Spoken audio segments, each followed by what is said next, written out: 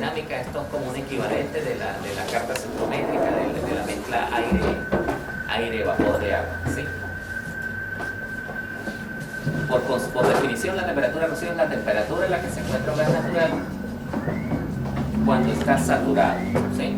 Perdón, es la temperatura en la que un gas natural se encuentra saturado de agua a una presión determinada. ¿Qué quiere decir eso? Que cuando está saturado a la presión y temperatura, el gas que teníamos ahí de 1800, el de 1800 y 125 está saturado a 125, esa es su temperatura de rocío. Todas las pérdidas de energía intermedia, gracias, todas las pérdidas de energía intermedia son causadas por la propia expansión mecánica del gas. Todo ese gas está saturado. El que vimos a 1100 y a 63 grados Fahrenheit está saturado. Esa es su temperatura de rocío, ¿sí? Aunque tiene agua libre, pero esa agua ya no cuenta como gas, ya se liberó. Entonces, si se expande el gas o se enfría, pues genera agua libre, ¿verdad? Y si el gas se calienta, aumenta su capacidad de absorción de agua. Entonces, esta curva que tenemos aquí, esta carta, ¿sí? Que es la carta maqueta, la carta por el autor, ¿sí? Es la carta de equilibrio hidrocarburo-agua. Vamos a verla más a detalle aquí, aunque este detalle aquí ustedes no lo van a poder ver, pero teníamos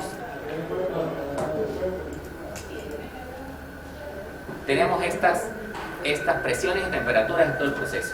A la descarga de las plantas compresoras, en la parte más caliente, antes de apenas sale del compresor, teníamos 140 Fahrenheit.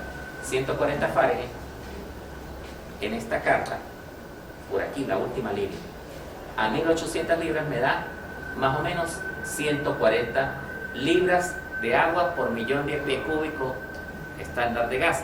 Ese es el parámetro, esa es la unidad, libras de agua por millón de pies cúbicos de gas. Eso se traduce en la fracción molar, ¿sí? Son equivalentes, solo que a los fines del manejo del gas natural, la unidad de libras por millón de pies cúbicos dice más que la fracción molar, ¿sí? Entonces, a la descarga de los compresores tenemos hasta 130 libras.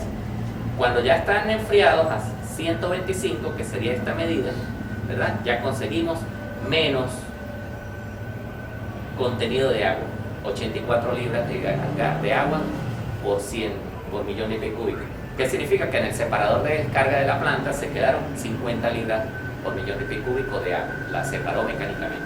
Pero la corriente que sigue aguas arriba sigue saturada. Y así vamos, ¿verdad? Aquí están los contenidos que tenía la tabla, 18 molar, 0,17 molar, son equivalentes a 86, a 85 libras de agua por millón de pies cúbicos. Y aquí tenemos el punto de menor energía de la red, que hablamos hace rato, 1100 libras, 63 Fahrenheit. 1100 libras, 63 Fahrenheit, tendríamos esta curva roja que tenemos aquí, tendríamos más o menos 18 libras. Se han quedado en el camino, obstruyendo el flujo, reduciendo capacidad de manejo. Se han quedado, ¿cuántas? 100 prácticamente, ¿verdad? De 84 a 18 libras. Se han quedado 60 libras de agua por millón de pies cúbicos. Si estimamos que tenemos 300 millones de pies cúbicos en la red, tenemos unos cuantos litros de agua obstaculizando la red, ¿verdad? Reduciendo capacidad de manejo. Entonces, para absorber, digamos, esos cambios de red, vamos a trabajar con una temperatura de rocío de 58 Fahrenheit, 5 grados por debajo de los 63. ¿Para qué? Vamos a tener gas saturado, ese gas que vamos a manejar ahí va a estar saturado, o mejor, con una temperatura de rocío de 58 Fahrenheit. Pero como la temperatura es más alta, no va a estar ni remotamente saturado. Va a circular por la red y no va a generar agua libre, porque ya le extraemos el agua. ¿Cómo se la vamos a extraer? Bueno, deshidratando, eso es lo que vamos a ver más adelante, ¿sí? Estos valores, esta carta pues es un indicativo, estos valores los calculamos con un software de simulación bien preciso. Esto tiene que cambiar aquí. Ajá. Entonces, pasamos a seleccionar ya decidimos que hay que deshidratar. Pasamos a seleccionar la tecnología de deshidratación. Aquí tenemos un ejemplo de 4 tecnologías. Aquí tenemos 2, que es con un proceso de absorción con D, que es secuestrar el agua, ¿verdad? Ya sea químicamente o ya sea físicamente, con lechos químicos, con lechos físicos, ¿verdad? como el circuito Pasteur que ponen una bombona esta, ese es un lecho físico que se satura y se desecha, pero ese es para atrapar finos. Para atrapar entonces agua también existe ese que son los de aluminio. Y ellos tienen sus ventajas y sus desventajas. Como no podemos ver, pues no les puedo hablar de las ventajas y desventajas. Basta con decir que las principales desventajas de estos dos que tenemos aquí son que son marcas comerciales, que nos casamos con la empresa, que nos venden obsolescencia comercial, nos van a decir que dentro de 5 años no nos dan repuesto, y eso es un error gravísimo, lo estamos viviendo, ¿no? Hay de todo un poco, no quiero entrar en ese tema, pero el depender, el atarnos de manos con alguien que tiene el poder de decir no te vendo repuesto, eso es fatal, ¿no? Entonces hay los tamices moleculares que son ya más terrenales, son lechos de absorbentes de alúmina, de silicatos, que algunos incluso se producen nacionalmente, pero también tienen el problema que ellos no solamente van a atrapar agua, van a atrapar los gases contaminantes, van a atrapar los aromáticos. Entonces después disponer de ese lecho ya entra una parte ambiental que es costosa, agrega costo a la operación, ¿sí? Es un factor de decisión. Y tenemos las plantas de glicol. Las plantas de glicol es un sistema donde se inyecta glicol, se hace fluir en contracorriente con el gas natural. El glicol es higroscópico, secuestra el agua como los pañales, ¿verdad? Secuestra y tiene una capacidad de absorción, ahí es absorción con B, y se diluye, se lleva el agua y el gas sale seco en las condiciones que lo necesitamos. Con monoetilenglicol, con dietilenglicol, con trietilenglicol, y tiene, bueno, algunas características positivas y otras negativas que se hace esa evaluación, ¿sí? Y esa evaluación también, antes de hacer esa evaluación hablemos del tipo de glicol recomendado, que ese es un poco más fácil de seleccionar. Ese es simplemente por la operación. ¿Cómo está la operación? Si tenemos procesamiento, allí tenemos diferentes concentraciones de glicol o diferentes tamices recomendados, o un procedimiento del que no hablamos, que es la inyección de inhibidor de corrosión, que es una mezcla entre monoetilenglicol y metanol que se pega en las paredes de la tubería y crea una barrera que no permite el inicio, el detonante de la corrosión, pero a cambio de eso no lo podemos recuperar.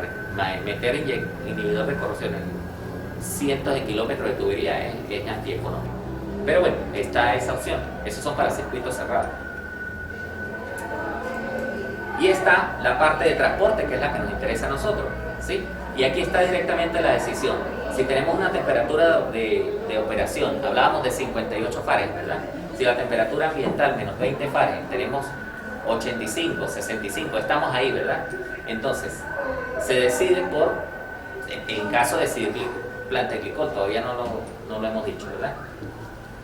El elemento higroscópico sería trietilenglicol diluido a 99,8% en volumen, ¿sí?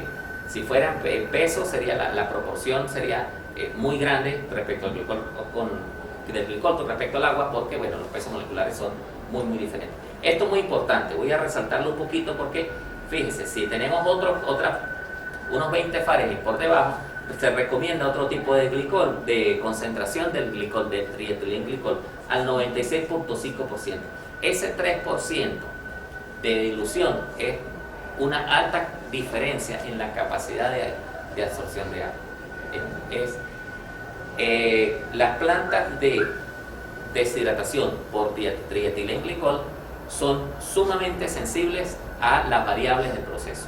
Cualquier cambio en la variable del proceso me distorsiona la operación. Tengo que tener un sistema de control muy fino.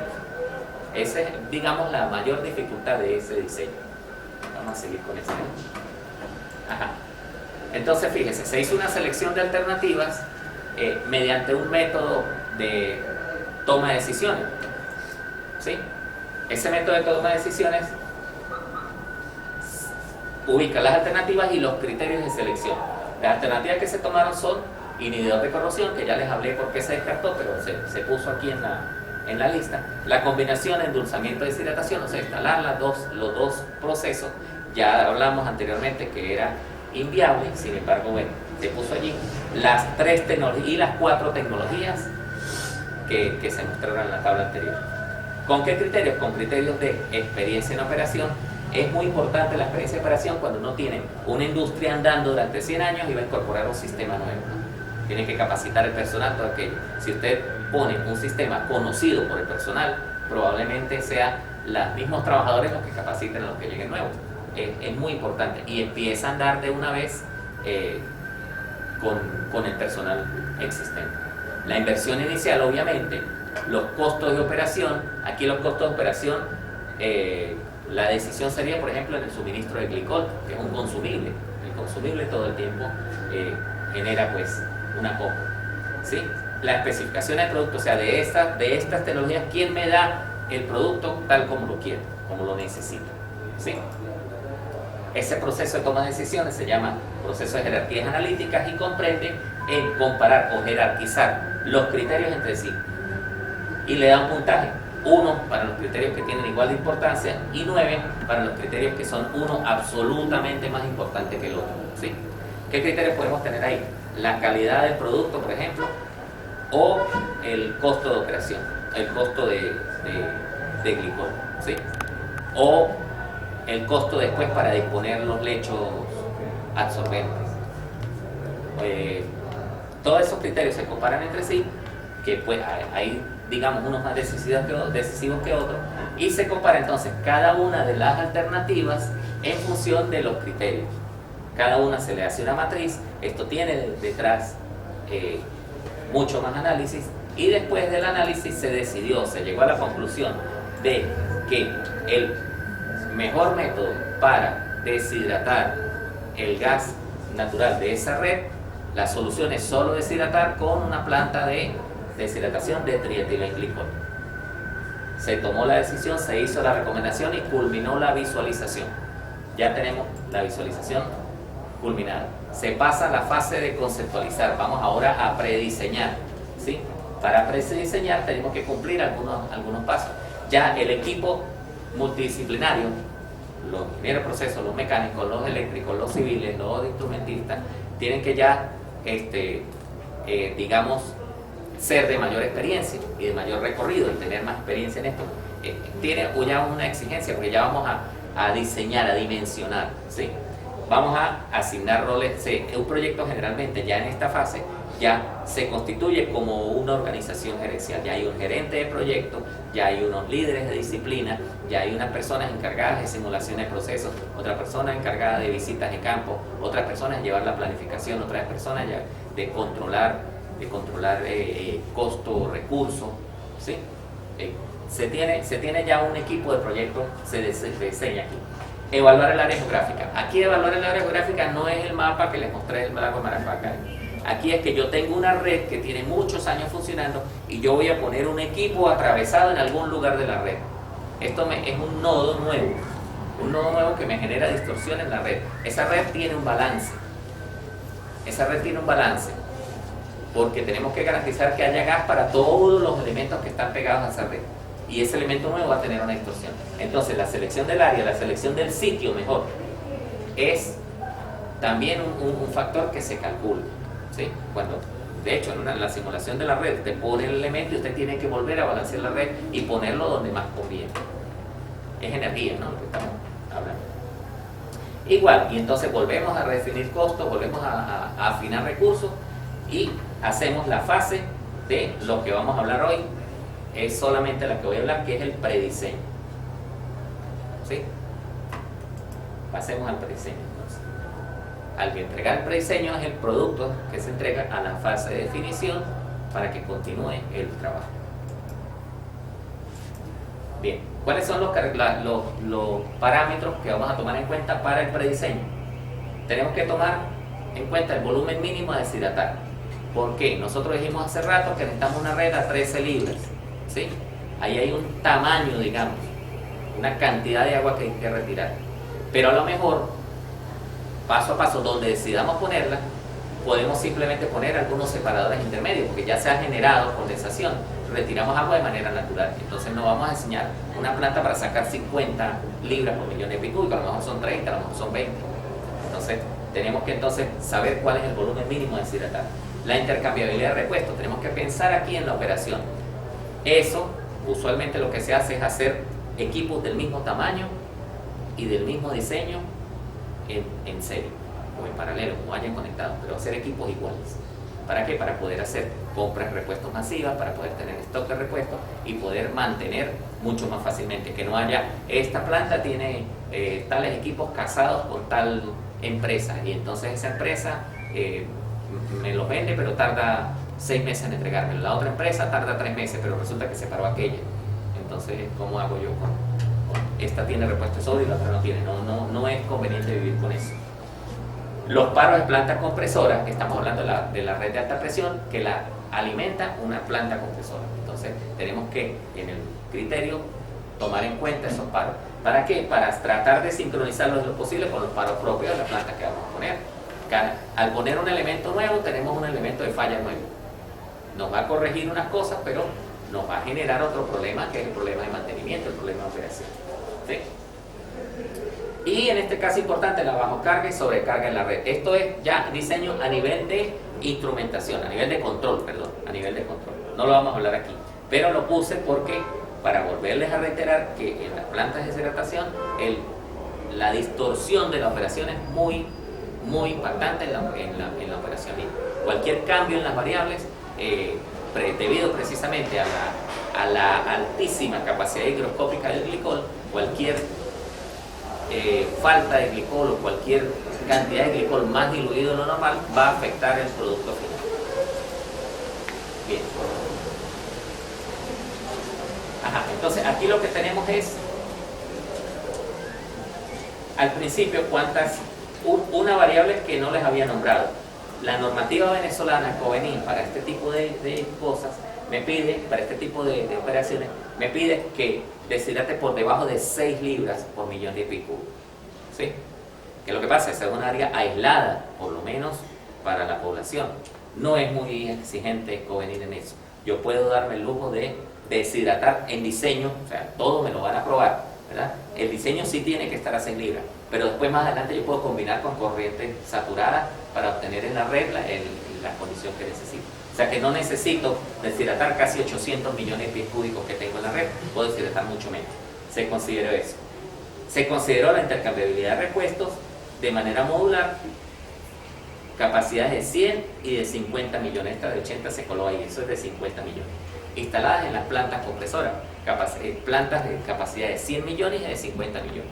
Porque además nosotros debemos tener, como son equipos de altísima duración, se puede hacer la inversión de tener plantas enteras de espera, que tengo 2 plantas operando y una para que entre cuando alguna de estas se pare por operación. Se apagó pues porque los sistemas la mandaron abajo porque hubo una falla en el proceso. Entonces entró la otra mientras atendemos a esta, porque si no se afecta, no estamos haciendo nada si ponemos un equipo que como ahorita se fue la luz y ya, ¿sí? Para eso es que tenemos la planta eléctrica también. Pero aparte hay otro factor, que es el que pone el dinero, que es el que toma la planificación estratégica, el que yo le llego con un proyecto de deshidratación porque voy a poner la red bonita, pero llega otro con un proyecto de refinería porque me va a sacar un producto nuevo al mercado, y llega otro con un proyecto de petróleo, que el petróleo da más dinero que el gas. ¿A quién le va a soltar los dinero? El que decide, ¿verdad? Entonces, el que decide dijo, vamos a hacerlo en primera fase, 3 módulos de deshidratación de 100 millones. De esto vamos a hacerlo, pero ya va, yo tengo 3 plantas, 3 ubicaciones. Bueno, rediseño otra vez el sitio y póngame esas plantas en un solo sitio. No sé, haciendo eso, haciendo caso, que eso también hay que hacerlo, ¿verdad? Hay que hacer caso. Tenemos a la descarga de cada planta compresora el arreglo, pero lo tenemos entonces en una sola planta compresora, la que llamamos 1, esto ya es un poquito más real, tiene 3 módulos de compresión, ¿sí? La que llamamos 2 tiene un solo módulo y la que llamamos 3 tiene un solo módulo. Entonces ahí hacemos un arreglo operacional. Descargamos en estos módulos una parte de la corriente, la deshidratamos, entra a otra parte donde se alimenta con el resto de las corrientes no deshidratadas y sale una sola a las 13 libras que necesitamos alimentar a la red. Entonces habrá un pequeño rediseño de la red. Ahora ya la red no tiene 4 descargas, tiene una sola, porque todas se concentran en la planta de deshidratación. Pero a cambio de eso, protegemos toda la red, ¿sí? Y pasamos ahora sí, entonces, a lo que tiene que ver con las especificaciones generales de diseño. Los cálculos, el dimensionamiento.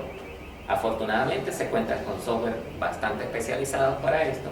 Esto fue realizado con el software HYSYS. Hay otros, la industria usa el HYSYS o el Pro2, que son los softwares más, digamos, que dan mejores resultados.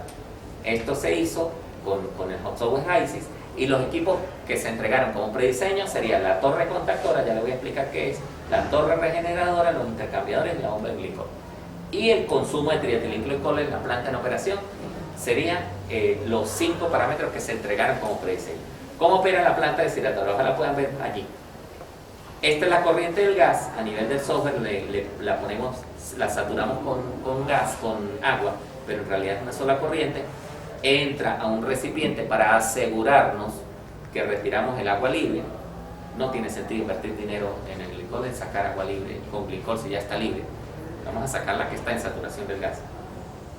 Y entra por el fondo de la torre. La torre tiene una serie de platas, una serie de obstáculos metálicos que hacen que el gas baje su velocidad, tenga muchísimo contacto físico, una gran área de contacto, y vaya ascendiendo.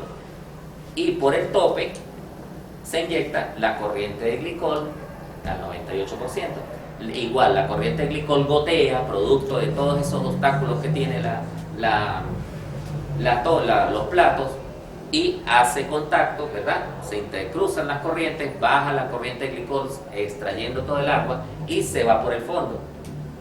Y la corriente de gas seco se va por el tope y se va para el uso final, ¿sí?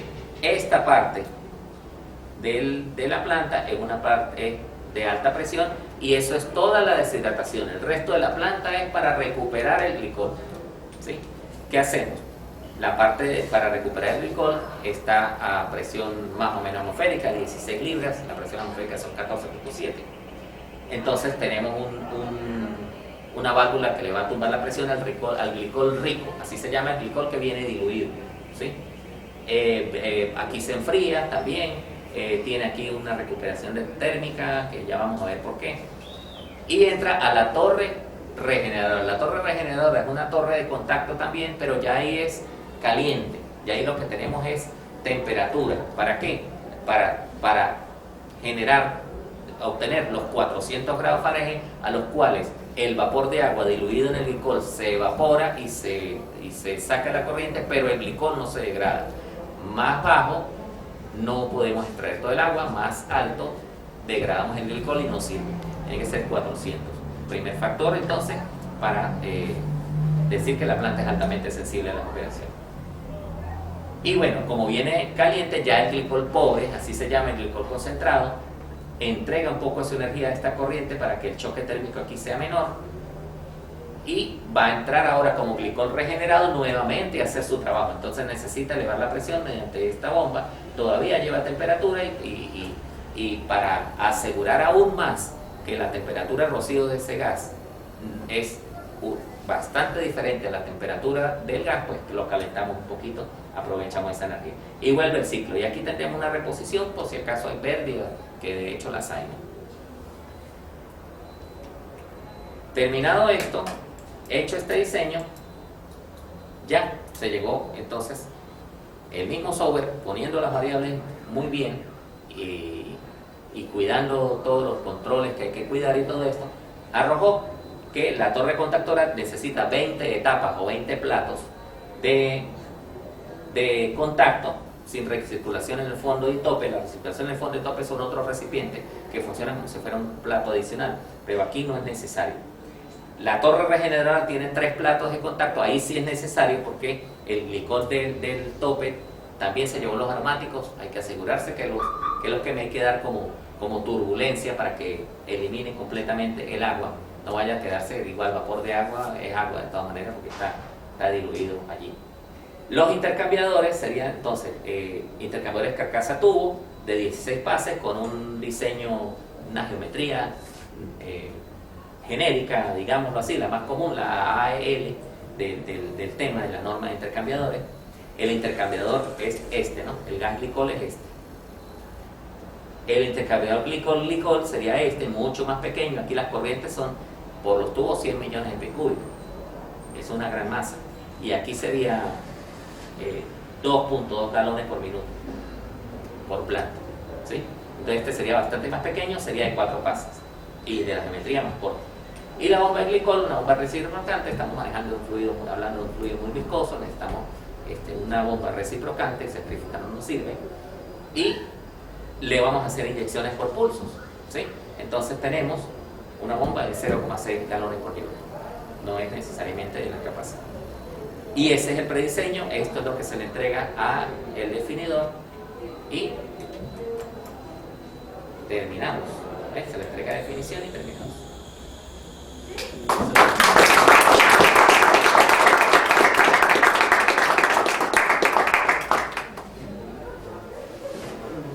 Bueno, gracias, Luis. Gracias. Si hay preguntas, por favor, para El teléfono.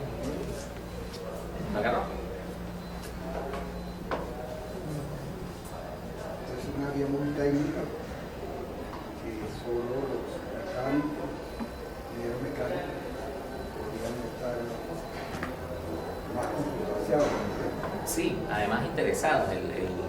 Ayer el muchacho de la crónica, el periodista, me preguntaba la razón de la industria petrolera, que esto no tiene que ver con la industria petrolera venezolana ni con su estado actual, o sea, tiene que ver con el conocimiento. La industria petrolera es mundial y el conocimiento está allí, no tiene que ver con eso, ni mucho menos con la situación país. No es que de aquí nos vamos a poner una planta deshidratadora, no, pero está el conocimiento, está la noción, y esa en realidad era el objetivo. Sí, exactamente. La idea de cada posgrado es buscar que personas que tienen estos talentos, todos estos conocimientos, los puedan compartir con la comunidad universitaria. Esa es la idea. Y nosotros no, por lo general, no nos metemos en otros aspectos distintos que no sean académicos. Por eso Sí.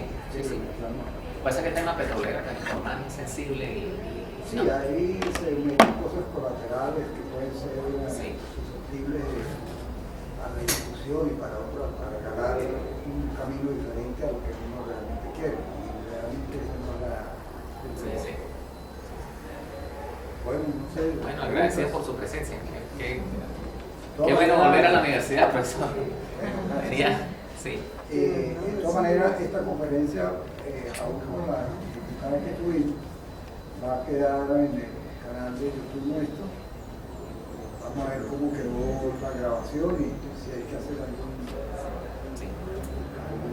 añadir algo de ruido que tenga, pues se hará y se editará y se colocará, repito, en el canal nuestro es un posgrado de YouTube.